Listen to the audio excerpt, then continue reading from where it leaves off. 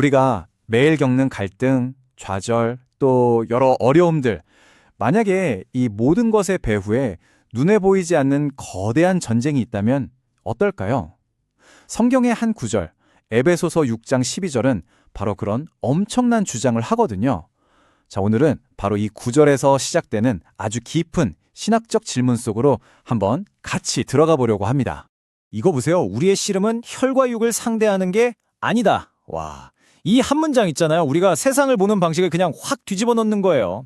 직장 상사와의 갈등, 친구와의 오해, 내 안에서 일어나는 그 끊임없는 불안감, 이 모든 게 사실은 더 큰 영적 전투의 일부일 수 있다는 그런 선언이죠.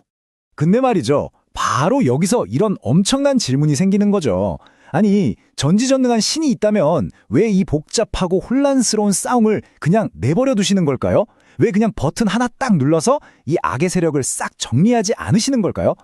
이게 바로 어쩌면 많은 신앙인들이 오랫동안 씨름해온, 그리고 오늘 우리가 함께 풀어볼 진짜 거대한 퍼즐인 겁니다. 자, 이 엄청난 질문에 대한 첫 번째 실마리는요. 이 모든 상황이 하나님의 통제를 벗어난 어떤 사고가 아니라는 관점에서 시작돼요. 좀 놀랍지만 이 전쟁조차도 사실은 거대한 계획의 일부라는 건데, 이게 바로 청교도 개혁주의 신학이 제시하는 첫 번째 대답, 바로 하나님의 주권적인 허락이라는 개념입니다. 이게요, 절대로 하나님이 약해서 악을 그냥 내버려 두신다는 뜻이 아니에요.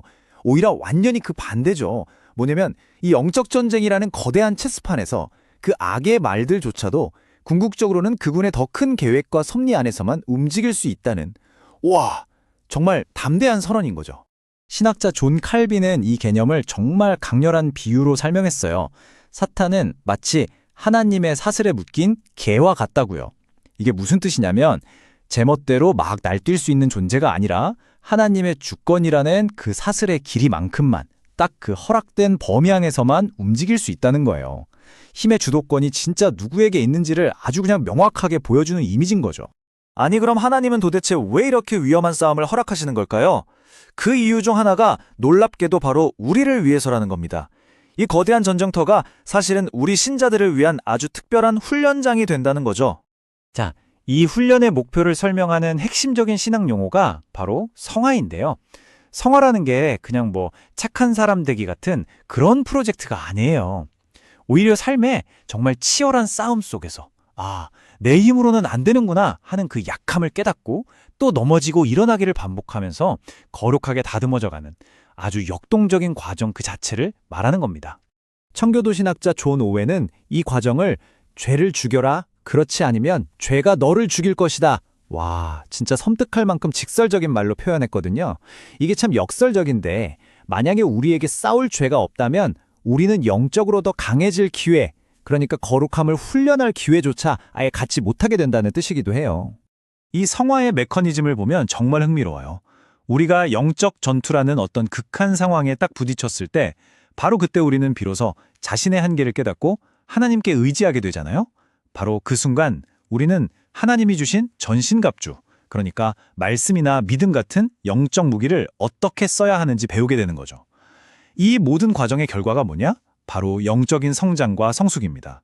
그러니까 결국 이 싸움 자체가 우리를 성장시키기 위한 완벽한 시스템인 셈이에요. 자, 그런데 이 싸움에는요, 진짜 더 놀라운 비밀이 하나 숨어 있습니다. 뭐냐면 우리가 참여하는 이 전쟁이 승패를 알 수 없는 그런 막막한 싸움이 아니라는 점이에요. 사실 이 싸움의 성격 자체가 우리가 생각하는 일반적인 전쟁과는 근본적으로 다릅니다. 그 비밀의 열쇠는 바로 그리스도와의 연합이라는 개념에 있어요. 이게 무슨 말이냐면 우리가 무슨 외로운 용병처럼 혼자서 막 싸우는 게 아니라는 뜻입니다. 생각해보세요. 이미 전쟁에서 완벽하게 승리한 총사령관, 바로 그 그리스도와 우리가 한 팀이 된 거예요. 그래서 그분의 승리 안에서 싸우는 것과 같은 거죠. 그래서 결정적인 차이가 바로 이거예요. 우리는 승리를 얻어내기 위해서 싸우는 게 아닙니다.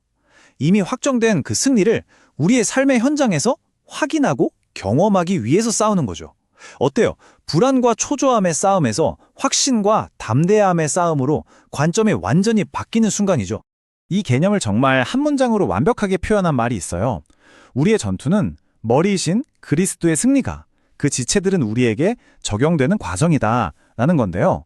쉽게 말해서 총사령관의 승리가 전장에 있는 모든 병사들에게 쫙 퍼져나가는 것과 같은 이치인 거죠. 자, 이제 우리가 처음에 던졌던 그 질문으로 한번 돌아가 볼까요? 지금까지 나온 이 모든 조각들을 하나씩 맞춰보고 나니까 이 고통스럽기만 했던 영적 전쟁이 완전히 새로운 의미로 다가오기 시작하지 않나요? 다시 한번 정리해 볼게요. 하나님께서 왜 이 싸움을 허락하시는가? 그건 단순히 악을 방치하시는 게 아니에요. 오히려 이 전쟁을 통해서 자신의 절대적인 주권을 보여주시고 또 우리를 성숙한 군사로 훈련시키시고 이미 완성된 그리스도의 승리를 우리 삶에 적용시키시는 거죠.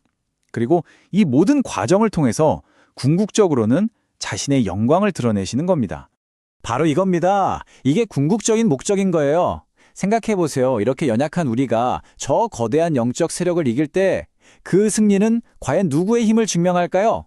당연히 우리의 힘이 아니라 우리 안에서 일하시는 하나님의 능력을 가장 선명하게 증명하는 거죠. 그러니까 이 싸움의 무대 자체가 하나님의 영광을 위한 거대한 쇼케이스인 셈이에요. 그렇기 때문에 이 영적 전쟁은 더 이상 두려움의 대상이 아닌 겁니다. 오히려 하나님의 그 위대한 구원 계획이 지금 바로 내 삶 속에서 아주 역동적으로 펼쳐지고 있다는 가장 확실한 증거가 되는 거죠. 자, 이 치열한 싸움의 끝이 이미 승리로 정해져 있다는 사실을 우리가 진짜 믿는다면 오늘 여러분의 그 싸움은 어떻게 달라질까요?